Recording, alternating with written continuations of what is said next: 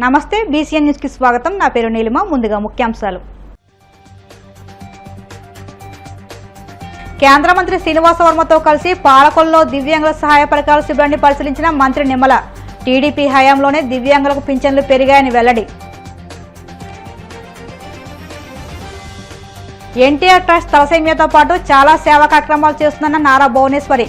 తలసేమియాపై ప్రజల చైతన్యం కల్పించడమే లక్ష్యమని స్పష్టం.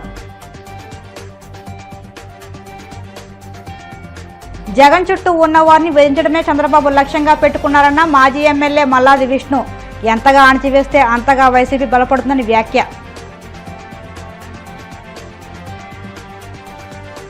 కూటమి పాలనలో ప్రభుత్వ ఉద్యోగులకు రక్షణ లేకుండా పోయిందన్న వైసీపీ నేత చంద్రశేఖర్ రెడ్డి. ఇలాగే జడలు కొనసాగితే ఉద్యోగుల ఉద్యమం ఖాయమని హెచ్చరిక.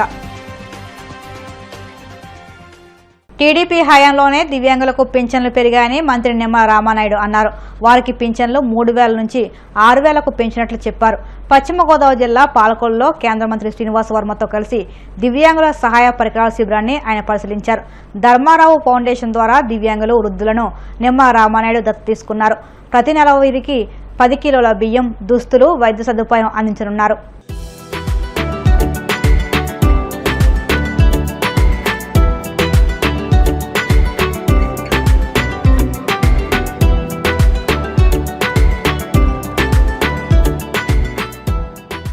ప్రభుత్వం నుంచి సహకారం లేదు అనేటువంటి దివ్యాంగుడు ఈ పాలకొల్లు అసెంబ్లీలో రాబోయేటువంటి రోజుల్లో ఉండడానికి వీలు లేదు అనేటువంటి విషయం కూడా చాలా స్పష్టంగా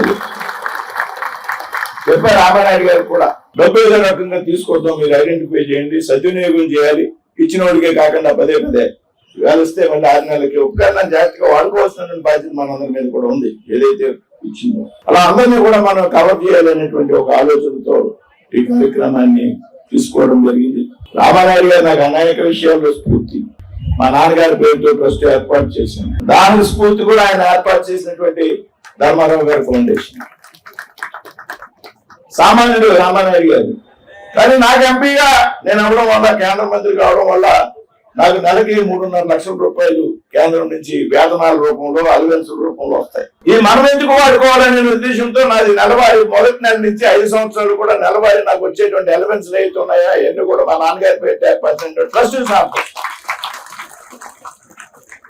రామానాయుడు గారు ఏ ప్రోగ్రామ్ చేసినా ఆయన ఎలా ఆర్గనైజ్ చేస్తారో నాకు తెలియదు, కానీ ఆయనకులాగా నేను కూడా చెయ్యాలని అనుకుంటూ ఉంటాను. 120 రోజులు అంటే దాదాపు 4 నెలల పైన ఉదయం నుంచి రాత్రి వరకు టిఫిన్ పెట్టి, భోజనం పెట్టి, ఎక్స్పర్ట్స్ ఎవరైతే ఉన్నారో డిఎస్సి ట్రైనింగ్ ఇచ్చేటువంటి టీచర్స్ రాష్ట్రంలో ఎక్కడెక్కడ ఏ సబ్జెక్ట్ ఎక్స్పర్ట్స్ ఉన్నారో వారిని తీసుకొచ్చి దాదాపు 1,50,00,000 రూపాయలు ఖర్చు పెట్టి ట్రైనింగ్ ఇచ్చినటువంటి వ్యక్తి రాష్ట్రంలో లేడు అనేటువంటి విషయం వస్తుంది.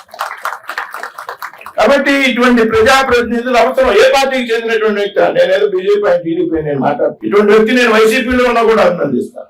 నిత్యం ప్రజల కోసం పనిచేసేటువంటి ప్రజాప్రతినిధులు ఎన్నుకోవాల్సినటువంటి బాధ్యత మనందరి మీద కూడా ఉన్నది అనేటువంటి విషయాన్ని సందర్భంగా మీ అందరికీ గుర్తు చేస్తూ, ఈ సందర్భంగా నా పోర్ట్ఫోలియో ఉన్నటువంటి స్టీల్ అథారిటీ ఆఫ్ ఇండియా శైలి ఏదైతే ఉందో నేను పిలిచి నాకు 2 కోట్ల రూపాయలు ఈ సంవత్సరం నాకు దివ్యాంగుల కోసం కావాలి, వేరే నేను రోడ్లు వేయడం ఇవన్నీ తర్వాత ఉంటాయి, ఎన్ని అభివృద్ధి కార్యక్రమాలు. వీరికి అవకాశాలు తక్కువ ఉన్నాయి, పెద్ద ఎత్తున మనం సపోర్ట్ చేయాలంటే నా పోర్ట్ఫోలియో ఉన్నటువంటి సిఎండి సేల్ ఎవరైతే ఉన్నారో వెంటనే కూడా ఈ సంవత్సరం 2 కోట్ల రూపాయలు ఇస్తానని మొదటిగా 50 లక్షల రూపాయలు మంజూరు చేయడం. దానికి ఎలింకో ఏదైతే ఉంది, ఇది కూడా ప్రభుత్వ రంగ సంస్థ, నో ప్రాఫిట్ నో లాస్ ఆధారంగా పనిచేస్తుంది. ఆ సంస్థ ద్వారా ఈ కార్యక్రమం నిర్వర్తిస్తే ప్రతి రూపాయలు కూడా దివ్యాంగులకు చేరుతున్నటువంటి ఆలోచనతో ఈ రకమైనటువంటి కార్యక్రమం. 5 సంవత్సరాల పాలనలో ఎక్కడ కూడా ఇటువంటి ఒక్క క్యాంపు పెట్టకపోవడం కానీ, గత 5 సంవత్సరాల్లో ఏ దివ్యాంగుడికి కూడా ఆనాటి ప్రభుత్వం నుంచి ఒక్క ఉపకారం కూడా లేకపోవడంతో ఆ రోజు నేను ఎన్నికల్లో కానీ, ఎన్నికలకు ముందు కానీ గ్రామాల్లో, వార్డుల్లో తిరుగుతూ ఉన్నప్పుడు ఆ దివ్యాంగులు ఇంటి దగ్గర వాళ్ళ బాధలు, వాళ్ళ కష్టాలు అవన్నీ చూసిన తర్వాత మీ అందరు అధికారులతో ఈరోజు అధికారంలోకి వచ్చాం, ఖచ్చితంగా మీకు సేవ చేసేటువంటి కార్యక్రమాన్ని తీసుకోవాలని మరి ఈరోజు ఇటువంటి క్యాంపు. అందులో భాగంగా ఈ యొక్క కేంద్ర ప్రభుత్వానికి సంబంధించినటువంటి మన మంత్రివర్యులు మరి వర్మ గారు ఉన్నారు. మరి వాళ్ళ యొక్క శాఖ నుంచి కూడా సిఎస్ఆర్ ఫండ్స్ కూడా కేటాయించుకుని మరి జైపూర్ అనే యొక్క ఉపకరణాలు ఏవైతే ఉన్నాయో వీటి తయారీ అంతా కూడా జైపూర్ లో బాగా ప్రసిద్ధి మీ అందరికీ తెలుసు. మరి అటువంటి సంస్థ నుంచి మరి మన కేంద్ర ఉక్కు శాఖ మంత్రి వర్యులు మరి వర్మ గారి యొక్క సహాయ సహకారాలతోటి మరి యొక్క క్యాంపుని పెద్ద ఎత్తున నిర్వహించడానికి కారణం అని చెప్పి ముందుగా మీ అందరికి కూడా తెలియజేసుకుంటూ, మరి దయవించి ఈ యొక్క క్యాంపులో వచ్చినటువంటి వాళ్ళందరూ కూడా దీన్ని సద్వినియోగం చేసుకుని మీ దగ్గరికే వాలంటీర్లు పంపించి మీ దగ్గర అప్లికేషన్ పూర్తి చేసి మీ దగ్గర ఫోటోలు కలెక్ట్ చేసి ఆ వాలంటీరే మళ్ళీ అప్లికేషన్ అక్కడ పట్టుకెళ్ళి మీ తరఫున అక్కడ మేమే రిజిస్ట్రేషన్ చేస్తాం. ఎందుకంటే ఇక్కడికి వచ్చినటువంటి ప్రతి ఒక్కరూ కూడా ఆ అప్లికేషన్ మనకు అక్కడ రిజిస్ట్రేషన్ అవుతే మీకు ఏ ఉపకరణం అవసరం అని చెప్పి మీ అప్లికేషన్ లో మీరు రాశారో అది రిజిస్ట్రేషన్ అవుతే మళ్ళీ తర్వాత మళ్ళీ మనం ఒక 3 నెలల లోపల మళ్ళీ అవన్నీ కూడా ఏవైతే మీరు రాశారో ఆ కొలతలు కానీ ఇవి కానీ అన్ని కూడా చూసుకుని మళ్ళీ ఆ మిషనరీ కానీ ఏవైతే ఉన్నాయో అది ఒకదాని తర్వాత ఒక్కొక్కటి మీ అందరికీ కూడా అందజేయకూడుతుందని చెప్పి మీ ద్వారా అందరికీ కూడా ముందుగా తెలియజేసుకుంటూ ఉన్నా.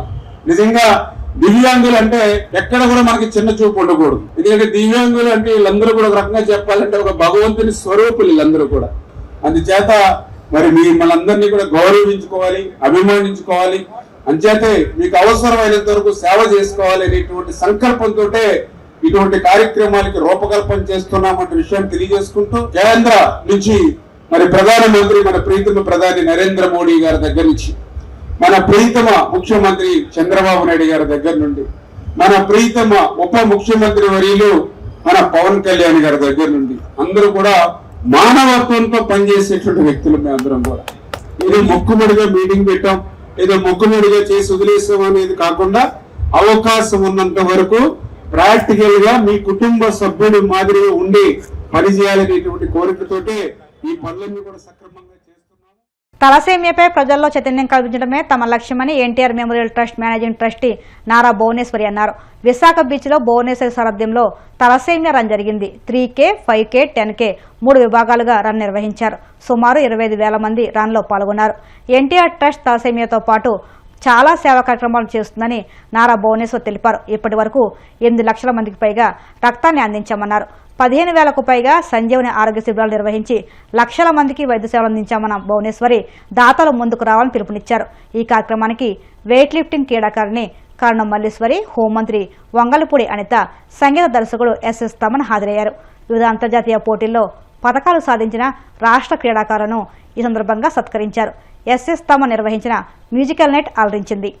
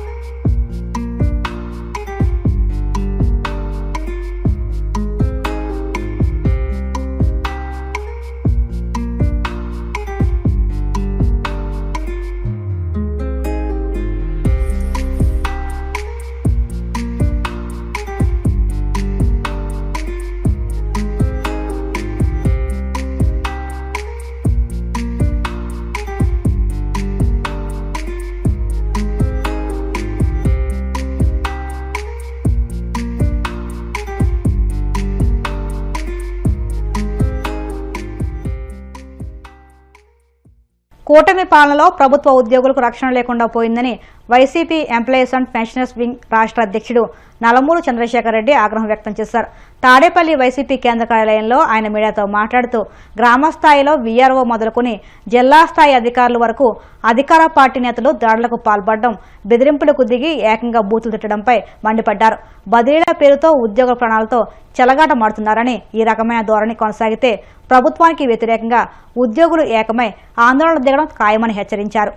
ఏంటి రాజకీయ జోక్యం? ఈ బదిలీలలో రాజకీయ జోక్యం ఎంతవరకు? ట్రాన్స్ఫర్ చేయించుకునేదానికి కష్టపడాలి వీళ్ళు.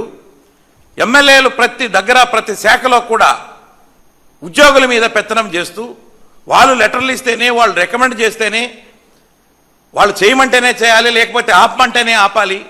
ఉద్యోగస్తులు, అన్ని తరగతుల ఉద్యోగస్తులు ఈ రాజకీయ నాయకుల కింద మడుగులొత్తాలనా? అసలు ఏం సంబంధం ఎమ్మెల్యేకి? ఎమ్మెల్యే ఏమన్నా ఇరిగేషన్ శాఖలో మినిస్టరా, లేకపోతే అక్కడ ఏమన్నా ఇరిగేషన్ శాఖలో అధికారా, లేకపోతే ఆయనకి ఏం సంబంధం? ఆశ్చర్యకరమైనటువంటి విషయం ఏంటంటే అతను మనస్తాపానికి గురయ్యి ఆ యంగ్ ఇంజనీరు సీఎం గారికి, డిప్యూటీ సీఎం గారికి ఒక లేఖ రాసి ఇరిగేషన్ శాఖ అధికారుల యొక్క వాట్సాప్లో నిన్న మధ్యాహ్నం పెట్టేసి అతను అదృశ్యం అయిపోయాడు. ఎటుపోయాడో తెలియదు.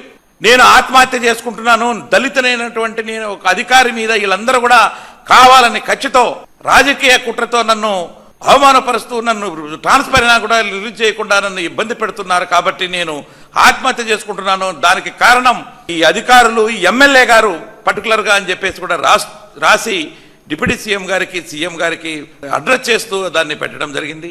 ఇలా ట్రాన్స్ఫర్స్ లో ఇలా జరుగుతూ ఉంటే ప్రభుత్వం ఎందుకోసం, ఎవరి కోసం చేస్తుంది? ఉద్యోగుల యొక్క వెల్ఫేర్ దృష్టిలో పెట్టుకొని ట్రాన్స్ఫర్లు చేస్తామంటున్నారే కానీ ఎక్కడా కూడా వాళ్ళు చావు కాడికి వాళ్ళు చచ్చిపోతూ ఉంటే వాళ్ళకి ట్రాన్స్ఫర్స్ అవసరమా?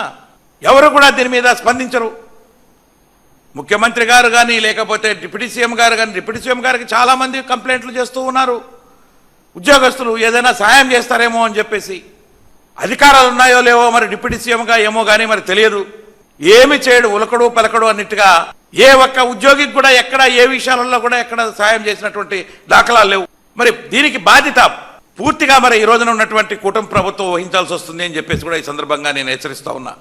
ఎందుకంటే మీరు అడక్కనే మీరే జనరల్ ట్రాన్స్ఫర్స్ అని చేస్తున్నారు. ఆ ట్రాన్స్ఫర్స్లో ట్రాన్స్ఫర్ అయిన తర్వాత కూడా మీరు ఇచ్చినటువంటి ఉత్తర్వుల ప్రకారంగా ట్రాన్స్ఫర్ అయినటువంటి ఉద్యోగిని కూడా మీరు రిలీవ్ చేయకుండా ఇబ్బంది పెడుతూ వాళ్ళు చావు మీదకి వచ్చే విధంగా చేస్తున్నారు. కాబట్టి అసిస్టెంట్ ఎగ్జిక్యూటివ్ ఇంజనీర్కి ఏదైనా జరిగితే మాత్రం పూర్తిగా కూటమి ప్రభుత్వం బాధ్యత వహించాల్సి వస్తుందని చెప్పేసి కూడా నేను సందర్భంగా హెచ్చరిస్తూ, ఎవరైతే అతనికి మరి రిలీవ్ కాకుండా ఆత్మహత్యకు పాల్పడే విధంగా మరి వ్యవహరిస్తున్నారో వాళ్ళ మీద కఠినమైనటువంటి చర్యలు కూడా తీసుకోవాలని చెప్పేసి కూడా నేను ఈ సందర్భంగా ప్రభుత్వానికి తెలియజేస్తూ ఉన్నాను అని చెప్పి. ఉద్యోగులు బెదిరిపోతారు. ఉద్యోగులు అక్కడ పని చేయాలి కదండి. రోజు కార్యాలయానికి వెళ్ళాలి, లేకపోతే వాళ్ళ మీద దాడులు చేస్తారు, కొడతారు, చంపుతారు. ఈ రాజకీయ మదంతో వీళ్ళు ఏం చేస్తున్నారో అర్థం కాని పరిస్థితి. ఈ మధ్యకాలంలో చాలా మందిని చిన్న ఉద్యోగస్తులంతా కూడా చంపేస్తున్నారు. అంటే అట్లా చేస్తున్నారు. అక్కడ రాజ్యాంగం అంటారు చూడండి, వాళ్ళకు ఓన్గా రాజ్యాంగాలు రాసుకుంటూ ఉన్నారు రూల్స్కు వ్యతిరేకంగా. ఎంత నాయకుడైనా అఫిషియల్గా నువ్వు ఎమ్మెల్యేనా, ఎంపీనా, లేకపోతే అధికారా ఏదైనా ఉంటుంది. ఒక అఫిషియల్ మీటింగ్ పిలవాలంటే ఆ ఊర్లో నువ్వు ఎంత పెద్ద అయినా ఉండొచ్చు, కానీ అధికారికంగా లోపలికి వెళ్ళేదానికి లేదు కదా. కానీ ఇప్పుడు ఏంటంటే ఈ సయోధ్యలో ఎమ్మెల్యే గారు వీళ్ళు అంతా కూర్చొని ఆ మీటింగ్కి అఫిషియల్గా పిలవాలి అని చెప్పి వాళ్ళని ఒప్పించి అంతా చేసి వాళ్ళతో సారీ చెప్పమంటే ఆయనంట సారీ కూడా చెప్పలే. రోజుకొక ఊర్లో ఈ ఎన్నో సంఘటనలు జరుగుతున్నాయి ఇలాంటివి, కానీ బయటికి రావట్లేదు. ఇప్పుడు కాసేపు ప్రకటనలు.